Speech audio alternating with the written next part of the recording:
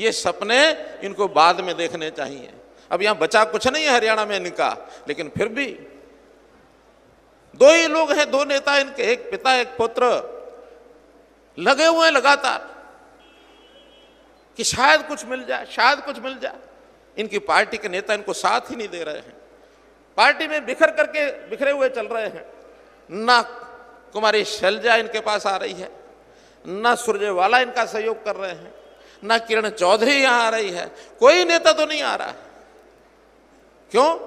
क्योंकि सिर्फ दो आदमियों की पार्टी रह गई है, और दो आदमी जब पार्टी के नाते से आगे बढ़ने लगे, अपने कैंडिडेट को जब छाड़ने के लिए निकले, इस इलाके में इनको कैंडिडेट नहीं मिला कोई। जिसके ऊपर हाथ रखते थे वही नीचे से खिसक जाता था, नहीं नहीं मुझे चुनाव नहीं लड़ना है, मुझे चुनाव नहीं लड़ना है। आखिर करके एक फ्यूज्ड बल्ब को जैसे लाया जाता इंपोर्ट करके, इस प्रकार से ले आए हैं। हम लोगों ने भी आपके सहारे तय किया है कि एक नेता इनके जींद में आए थे, इसी प्रकार इंपोर्ट होकर के हमने उनको पैक करके कैथल भेज दिया था। वो भी ये बाई इलेक्शन था, और इस बाई इलेक्शन में फिर से कैथल के एक और को लेके आए हैं। आप सब मिल करके संकल्प करो कि इनको भी पैक करके 6 तारीख को रास्ता कैथल का दिखा देंगे। क्योंकि ये जो कैंडिडेट यहां आया है, इसके मन में भी कोई आपके बारे में अच्छा विचार नहीं है।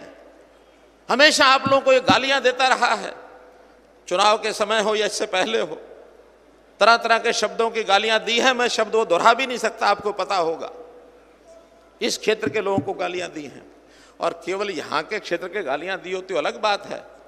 जब 2014 में इनको टिकट नहीं मिली थी, तो इन्होंने भूपेंद्र सिंह हुड्डा को भी कितनी मनमन की गालियां दी थी कि इन्होंने मेरे साथ धोखा किया है।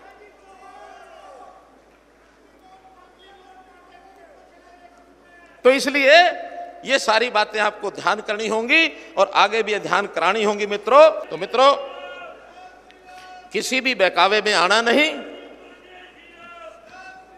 दो दिन बाकी बचे हैं, किसी प्रकार के बहकावे में आना नहीं तो इस बहकावे के नाम से कुछ ना कुछ बोलते रहते हैं। कभी कहते हैं राम रमी करते हैं, कभी कुछ करते हैं। अरे राम रमी आप मुख्यमंत्री जब थे उस समय अगर की होती तो आज की जरूरत क्या पड़ती? उस समय तो आपने चौधरी भजनलाल जी को धोखा दिया, और इस इलाके में काम इसलिए नहीं किया कि चौधरी भजनलाल जी का एरिया है, कुलदीप यहां से विधायक है, जशमा देवी जी यहां की विधायक रही हैं। उस समय इसलिए इसका इलाके को दूर रखा, और आज यहां के लोग इतने ना समझ नहीं हैं। यहां के लोगों को समझ है, यहां के लोग अपना हिसाब किताब करना जानते हैं। ठीक कहा कुलदीप जी ने कि यहां के लोग तो क्या कहा, नाराज तो हो सकते हैं लेकिन खिलाफ नहीं। या नाराज तो हो सकते हैं, खिलाफ नहीं। और भाई जब ब्याह शादी आता है ना, इस ब्याह शादी में छोटी मोटी नाराजगी हुआ करती है। इस नाराजगी को ब्याह का दिन आते आते और सब दूर कर लिया करते हैं, फिर मिल बैठ करके उस काम को सिरे चढ़ाया करते हैं। इसलिए अब सब मिल बैठ करके अपने इस काम को सिरे चढ़ाओ। भव्य बिश्नोई बहुत हमारा युवा मित्र आने वाली 3 तारीख को प्रातःकाल सुबह सुबह नहा धो करके 7 बजे पोलिंग का टाइम है। एक बात बता कर बड़ी बात खत्म करता हूं, आखिरी बात।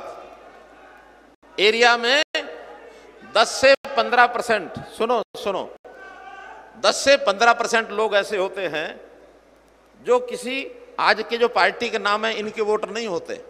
ना वो बीजेपी के हैं, ना जजपा के हैं, ना कांग्रेस के हैं, ना इनेलो के हैं, ना और किसी पार्टी के हैं। उनकी पार्टी का अलग एक नाम होता है।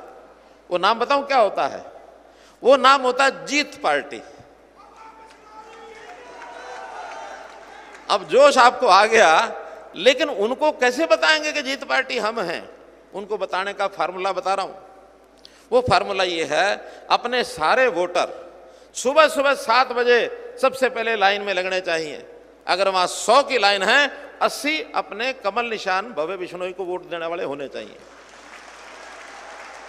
और जब 80 सुबह सुबह खड़े हो जाएंगे तो फिर वो कानों कान बात करेंगे, भाई आज तो जोर जो है कमल वाले का है, आज जोर भव्य बिश्नोई का है।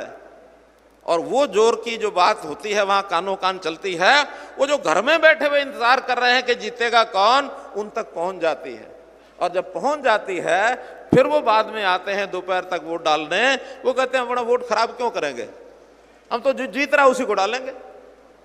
तो जो जीत रहा उसको डालेंगे, तो जीत का प्रमाण हमको सुबह सुबह वहां देना है। और सुबह सुबह देने के लिए हम अपने कार्यकर्ताओं को कहें कि भाई सवेरे सवेरे नहा धो के बिना नाश्ता किए, कहेंगे पहले मतदान फिर जलपान, पहले मतदान।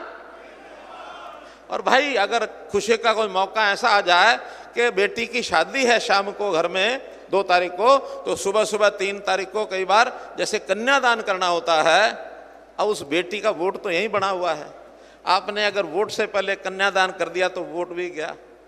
तो इसलिए पहले मतदान फिर कन्यादान।